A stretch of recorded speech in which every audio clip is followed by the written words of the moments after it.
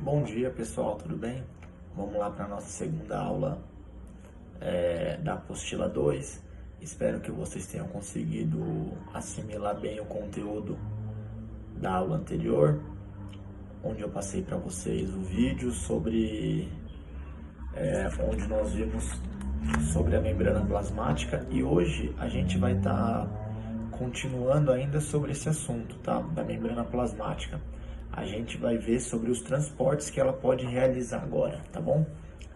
Espero que vocês tenham conseguido realizar os exercícios que eu havia proposto para vocês. Eu passei a correção, publiquei lá no site da escola e vou fazer a mesma coisa essa semana, tá? Tô passando a aula para vocês hoje. Até sexta-feira eu publico a correção e vocês deem uma olhada lá se vocês acertaram, tá bom?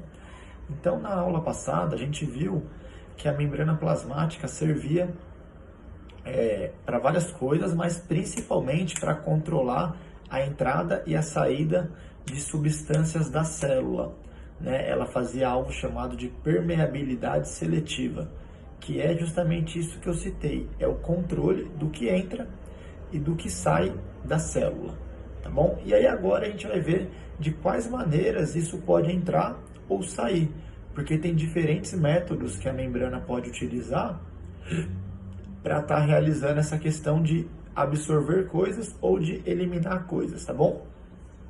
Então, vamos lá. De uma forma geral, a gente vai ver 5 formas de realizar uma entrada ou uma saída, uma absorção ou uma eliminação de substâncias a partir da membrana, tá bom?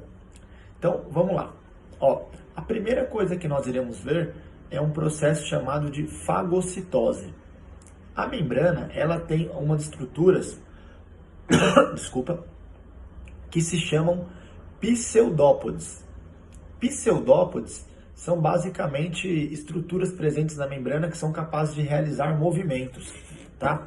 Então a membrana, ela é passível de fazer movimentos. E através desse movimento, a membrana consegue englobar, absorver uma substância sólida, tipo o come-come, o Pac-Man. Ela vai lá e come. Olha essa imagem aqui, ó. Tá vendo, ó? Aqui a célula com a membrana, tem uma bactéria, ó.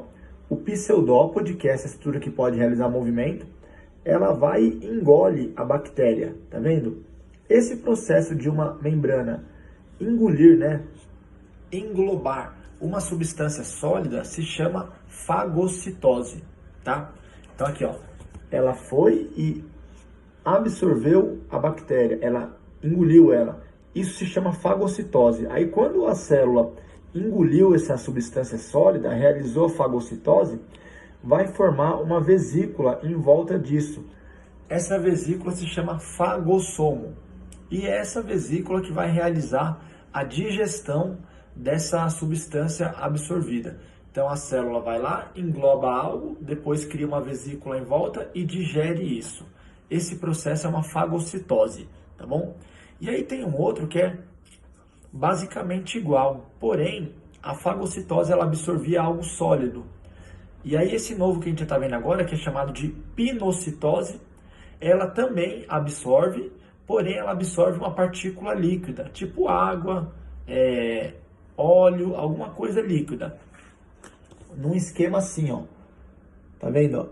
Tem uma gotícula aqui, essa gotícula vai ser absorvida pela membrana. O nome desse processo é pinocitose. E aí, enquanto a membrana da fagocitose, a vesícula que digeria chamava fagossomo, essa vesícula que digere se chama pinossomo, tá bom? Mas são processos iguais. Então, fagocitose é um processo onde a célula absorve algo sólido, e pinocitose é onde ela absorve algo líquido. Então a célula foi lá e absorveu ou algo sólido ou algo líquido. Aí criou-se a vesícula, no caso do sólido, chamado fagossomo, no caso do líquido, chamado pinossomo. Aí houve uma digestão ali daquilo, né? Aquilo foi digerido, parte foi absorvido e sempre sobra algo, que são os resíduos. Igual a gente come, digere e o que sobra faz cocô para eliminar. A célula também faz isso, basicamente. Ó, ela come, Tá vendo? Ó? Ela absorve um líquido ou ela absorve um sólido, cria-se a vesícula, faz a digestão e o que sobrou vai ser eliminado. O nome desse processo de eliminação dos resíduos que sobraram daquilo absorvido por fagocitose ou por pinocitose é chamado de exocitose. Exocitose, tá? Então, fagocitose absorve sólido, pinocitose absorve líquido, exocitose libera os resíduos que sobram justamente da fagocitose ou da pinocitose. Então já vimos 3, tá? E aí agora falta a gente estar vendo outros 2, que são a difusão e a osmose.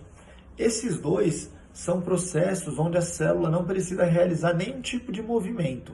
São passagens naturais que ocorrem pela membrana. E aí também tem a ver com sólido ou líquido, né? No caso, a difusão é o processo onde moléculas pequenas, tá vendo aqui, ó, passam pela membrana. Então, olha aqui, ó, essas moléculas pequenas vão passar naturalmente pela membrana. E aí tem um critério, sempre passa do lugar mais concentrado para o menos concentrado. Então, ó, tem muita molécula fora, tem pouca molécula dentro. Então, as moléculas vão de fora para dentro, ou seja, a molécula sempre vai do lugar onde existe maior concentração, tá vendo? Aqui tem muito. Ela vai passar para o lugar que tem menor concentração, para dividir um pouco, né? Então, a difusão é a passagem de moléculas pequenas, naturalmente elas passam pela membrana. Sempre vai passar do lugar que existe maior concentração para o lugar que existe menor concentração. E aí lembrando que é uma passagem natural, não existe movimento, tá bom? E, por fim, existe um outro processo chamado de osmose, que é esse retratado aqui. Veja bem, a osmose é o processo onde, ao invés de passar moléculas pequenas, vai passar água. Tá vendo aqui, ó? Aqui existe 2 partes, né? Ambas com a mesma quantidade de água, porém, essa aqui está muito concentrada. Ela é chamada de hipertônica. E essa está pouco concentrada, ela é hipotônica, ou seja, essa aqui ela não tem muitas moléculas de sacarose. Essa aqui tem muita sacarose, essa tem pouca sacarose. A que tem pouca sacarose, ou no caso até nenhuma, vai mandar água para essa. Porque essa aqui, mandando água para essa, ela vai ajudar a diluir. Então imagina que eu tenho uma substância muito concentrada, eu tenho tipo um Nescau muito forte, um Toddy muito forte. Se eu jogar leite, ele vai dissolver e vai ficar menos concentrado. É mais ou menos isso que rola aqui. A parte da membrana, né, o lado de fora ou de dentro.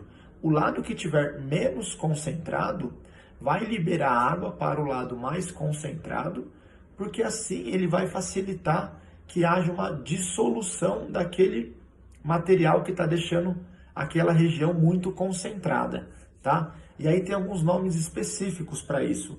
Hipertônico é o lado muito concentrado. Hipotônico é o lado pouco concentrado. E quando esses lados conseguem se equilibrar, quando eu tenho 2 lados com uma concentração muito parecida, eu digo que eles são isotônicos. Hipertônico concentrado, hipotônico pouco concentrado, isotônico iguais, tá bom? Difusão. As moléculas pequenas passam do lado mais concentrado para o menos concentrado, ou seja, passam do lado hipertônico para o hipotônico. Já a osmose não tem a ver com moléculas pequenas, tem a ver com a água, e ela passa do lado menos concentrado para o mais concentrado, ou seja, a água passa do hipotônico para o hipertônico, porque essa água chegando no hipertônico, ela vai ajudar o hipertônico a dissolver melhor aquele excesso de moléculas que ele possui, tá bom? Vou mostrar um exemplo aqui, ó. Ó, aqui, ó, eu tenho no frasco 2 uma solução de sacarose, ou seja, é o hipertônico. O frasco 1 é o hipotônico. Nesse caso, o frasco 1 vai mandar água para o frasco 2. Então, com o passar do tempo, essa água do frasco 2 vai aumentando, porque vai rolar osmose ali. Tá legal? Então, por hoje é isso, tá? Isso que nós falamos foi a aula 8 sobre transporte da membrana, e eu gostaria que vocês realizassem os exercícios da página 10 e 11, tá bom? E aí, no decorrer da semana, eu publico a correção para vocês, igual eu fiz na semana passada, beleza? Fiquem em paz aí, espero que vocês estejam assimilando o conteúdo da melhor maneira possível. Beijão!